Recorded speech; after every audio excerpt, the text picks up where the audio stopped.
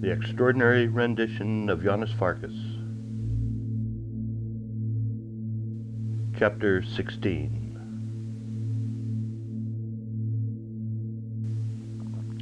Goyendi. How would he pronounce it? Goyendi? Goyendi? Goyendi? Goyendi? Spencer rewound the video and watched. Goyendi. The N was no more than a throwaway, no more than a light raising of the tongue to the roof of the mouth, as it went from the back-throated goy to the hard click of the D. He smiled, pleased that his first memory was the correct one. There were purple pie stains all over our faces, he said aloud. Another memory, a connector to a life he had never lived but was now becoming his own. These were the little memories, the little childhood, gray cell moments on which he would be betting his life.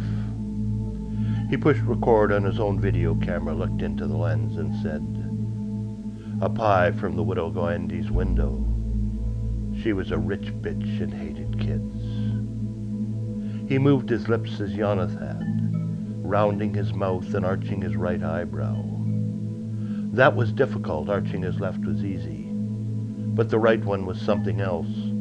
Arching it made the left eye unsquint unnaturally. He wondered if it had something to do with Janos being left-handed. He stopped the recording, resetting the video, and then matched the real Janos's video to it. Simultaneous hitting play on both machines, his eyes flicked back and forth between the images, real and fake, actor and charlatan, Farkas and Elliot.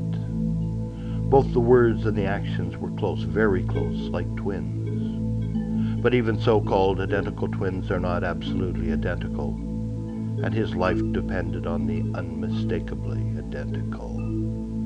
Rewinding his effort, he redid the phrase again and again. The fifth time seemed good, and he matched that up against Janos. Closing his eyes, he listened. "Not bad," a voice behind him said. "In fact, it's very good. You could almost fool anyone who has never met him. We have work to do." Spencer turned. The man he saw was tall and thin, with a pitted complexion, shaved head, and large nose. "Who are you?" he asked. "Your roommate, your professor, your confessor, your tormentor, your coach, security blanket, your makeup artist, your plastic surgeon. Take your pick. My name is Max." "Max?" "Just Max. How's the food here?" "Not terrific." "We'll have to do something about that. Do they have a fridge in this little place we'll call home?" Spencer shook his head. "I'll get them to bring us one. We'll need it for the food and the ice and a place to keep the water cold for the whiskey. Do you like scotch?" "Not much," Spencer replied, again shaking his head. "It's my father's drink. I never really got into it." "Ah, well. Then I'll have to give you a little fatherly refresher." "Why? Janos isn't a big drinker."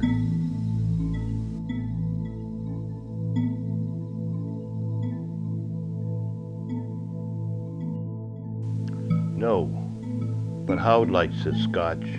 And when Janos is with Howd, he does what the prince does. Besides, I need to see you get drunk a few times, very drunk." "I told you, I don't drink." "Then it shouldn't take much to get you pissed, should it?" "That's good, because I only brought 4 bottles." Max opened the compact travel case he had with him and took out 3 cylindrical cardboard whiskey containers. "Single malts pack well, don't you think? These cardboard sleeves keep them from banging together like other bottles." "Oh yes," he added, reaching back into the case and bringing out a squared-off container. "This is the really good stuff. The Macallan 25-year-old. It is what Howd drinks when he's not on the Hennessy. The other 3 are 12-year-olds. They're good, but, I wanted to bring all 25-year-olds, but IC wouldn't let me. It's expensive, about 300 pounds a bottle. Chicken feed, really, when you consider how much the entire operation is costing." "Why do I need to get drunk?" I told you. Janos does what Howd does, and if you're with him and he decides to get into the booze, then it's very important for us to know that you're not going to turn into blathermouth soup. My job is to ensure that you leave here as the real deal. You must be a good Janos when you're sober and an equally good one when you're drunk. Now, what are we going to do about sleeping arrangements? I see only one cot here. I presume it's for me. In a couple of days, you'll be going down to the graves anyway, so you may as well get used to the floor now. We only have a few days to pull this off. The Arab League of States is meeting in Beirut in a few days. The quicker we can do our part, the better. We may not get this opportunity again. The tall man took his small case and its remaining contents over to the cot and sat down.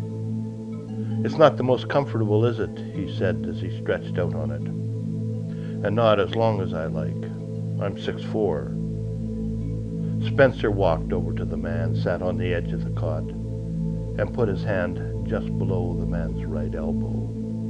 "Well, just Max," he said, squeezing hard, digging the points of his fingers into the man's ulnar nerve.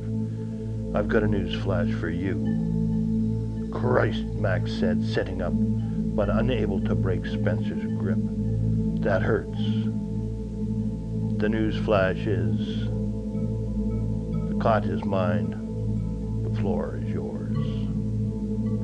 That's the end of chapter 16. Tomorrow, chapter 17.